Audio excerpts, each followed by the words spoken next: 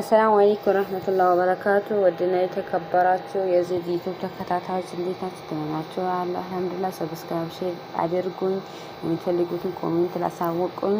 ኢንሻአላህ ድጃጅ በገርፋ እንዴት እንደሚሰራ አሳያችኋለሁ። እዚህ ጋር ሽንኩርታችን ጠበስ እናደርጋለን። ትንሽ ዘይት አድርገን ከዛ በኋላ መረቀል ማጅ 4-5 ፍሬ የምትፈልጉትን ያህል የሚበቃችሁን ያህል ታደርጋላችሁ። ከዛ በኋላ ፍልፍል አስወጥ፣ ሊሞን፣ ሄል፣ ምስማር፣ ገርፋ አንድ ላይ እናደርገውና እናማስለዋለን። ከዛ ቅመሞችን ካማሰነ በኋላ ትንሽ ዋጣብ እናደርጋለን እንዳያቃጥልብን።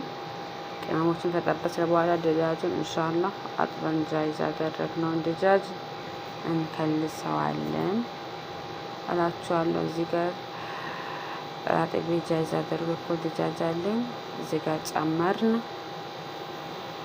ከዛ በላይ ላይ ደግሞ ጨው ነስነስ እናደርጋለን።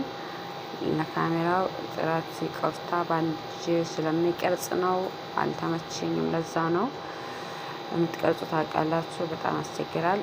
ከዛ ውሃ ጨመርን። ከዛ 40 ደቂቃ ያክል እናበስለዋለን። ከ40 ደቂቃ በኋላ ኢንሻአላህ እንገናኝ።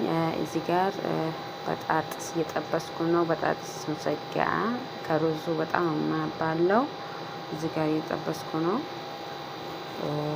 ኢንሻአላህ ድጃጃችን ከ40 ደቂቃ በኋላ ይህንን ትመስላለች። እያወጣናት ነው። ከዛ እናወጣዋለን። በላይ ላዩ ግርፋ ነስነስ እናደርጋለን። ከላይም ከውስጡም ግርፋ እናደርግበታለን። ከዛ ግርፋ ካደረግን በኋላ በዘይት ነው የሚጠበሰው፣ ፍሩን ላይ አይገባም። ነጥሩን የሚገባ ይመስላችኋል? አይደለም፣ በዘይት ነው የሚጠብሰው ኢንሻአላህ።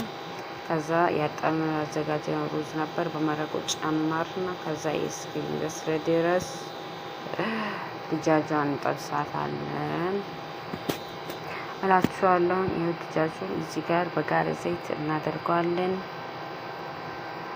ይህን ይመስላል። ከዛ ትንሽ ሽንኩርት፣ ዘይት፣ ቶም አድርገን ጠበስ ለብቻ እናደርጋለን። በሌላ እዚህ ጋር ሩዝ አድርጌያለሁ። በላይ ላይ ዘፈራን አድርጌዋለሁ።